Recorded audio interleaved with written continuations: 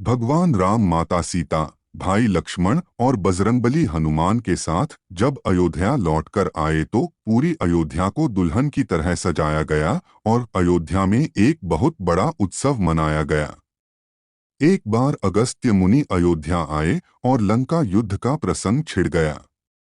भगवान श्री राम ने बताया कि उन्होंने कैसे रावण और कुंभकर्ण जैसे प्रचंड वीरों का वध किया और लक्ष्मण ने भी इंद्रजीत और अतिकाय जैसे शक्तिशाली असुरों को मारा।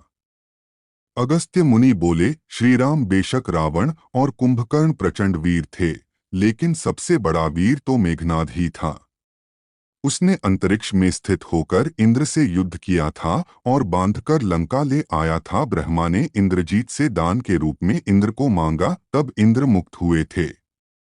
लक्ष्मण ने उसका वध किया, इसलिए वे सबसे बड़े योद्धा हुए। श्री राम को आश्चर्य हुआ, लेकिन भाई की वीरता की प्रशंसा से वह खुश थे। फिर भी उनके मन में जिज्ञासा पैदा हुई कि आखिर अगस्त्य मुनि ऐसा क्यों कह रहे हैं कि इंद्रजीत का वध रावण से ज्यादा मुश्किल था। अगस्त्य मुनि ने कहा, प्रभु, इंद्रजीत को वरदान था कि उसका वध वही कर सकता था जो 14 वर्षों तक न सोया हो, 2 जिसने 14 साल तक किसी स्त्री का मुख न देखा हो और 3 14 साल तक भोजन न किया हो। श्री राम बोले, परंतु मैं वनवास काल में 14 वर्षों तक नियमित रूप से लक्ष्मण के हिस्से का फल फूल देता रहा। मैं सीता के साथ एक कुटी में रहता था, बगल की कुटी में लक्ष्मण थे। फिर सीता का मुख भी न देखा हो और 14 वर्षों तक सोए न हो, ऐसा कैसे संभव है। अगस्त्य मुनि सारी बात समझकर मुस्कुराए। प्रभु से कुछ छुपा है भला। दरअसल सभी लोग सिर्फ श्री राम का गुणगान करते थे, लेकिन प्रभु चाहते थे कि लक्ष्मण के तप और वीरता की चर्चा भी अयोध्या के घर घर में हो। अगस्त्य मुनि ने कहा, क्यों न लक्ष्मण जी से पूछा जाए। लक्ष्मण जी आए। प्रभु ने कहा कि आपसे जो पूछा जाए उसे सच सच कहिएगा। प्रभु ने पूछा, हम तीनों 14 वर्षों तक साथ रहे, फिर तुमने सीता का मुख कैसे नहीं देखा, फल दिए गए फिर भी अनाहारी कैसे रहे और 14 साल तक सोए नहीं, यह कैसे हुआ। लक्ष्मण जी ने बताया, भैया, जब हम भाभी को तलाशते ऋषिमुख पर्वत गए तो सुग्रीव ने हमें उनके आभूषण दिखाकर पहचानने को कहा।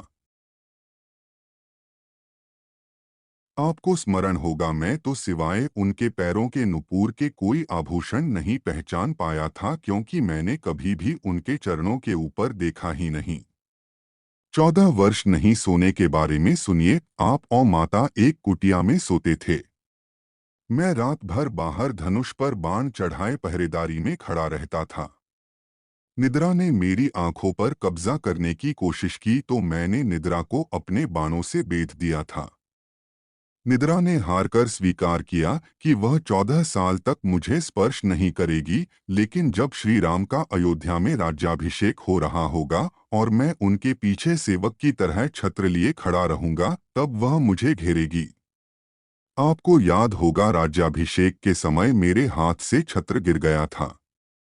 अब मैं 14 साल तक अनाहारी कैसे रहा। मैं जो फल फूल लाता था, आप उसके 3 भाग करते थे। एक भाग देकर आप मुझसे कहते थे, लक्ष्मण फल रख लो। आपने कभी फल खाने को नहीं कहा, फिर बिना आपकी आज्ञा के मैं उसे खाता कैसे। मैंने उन्हें संभाल कर रख दिया। सभी फल उसी कुटिया में अभी भी रखे होंगे। प्रभु के आदेश पर लक्ष्मण जी चित्रकूट की कुटिया में से वे सारे फलों की टोकरी लेकर आए और दरबार में रख दिया। फलों की गिनती हुई, 7 दिन के हिस्से के फल नहीं थे। प्रभु ने कहा, इसका अर्थ है कि तुमने 7 दिन तो आहार लिया था। लक्ष्मण जी ने 7 फल कम होने के बारे में बताया। उन 7 दिनों में फल आए ही नहीं। एक, जिस दिन हमें पिताश्री के स्वर्गवासी होने की सूचना मिली, हम निराहारी रहे। 2, जिस दिन रावण ने माता का हरण किया, उस दिन फल लाने कौन जाता। 3, जिस दिन समुद्र की साधना कर आप उससे राह मांग रहे थे।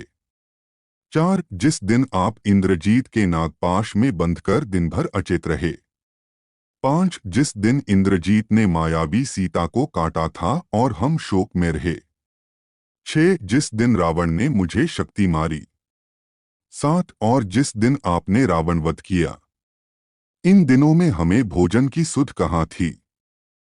विश्वामित्र मुनि से मैंने एक अतिरिक्त विद्या का ज्ञान लिया था, बिना आहार किए जीने की विद्या। उसके प्रयोग से मैं 14 साल तक अपनी भूख को नियंत्रित कर सका, जिससे इंद्रजीत मारा गया। भगवान श्री राम ने लक्ष्मण जी की तपस्या के बारे में सुनकर उन्हें हृदय से लगा लिया।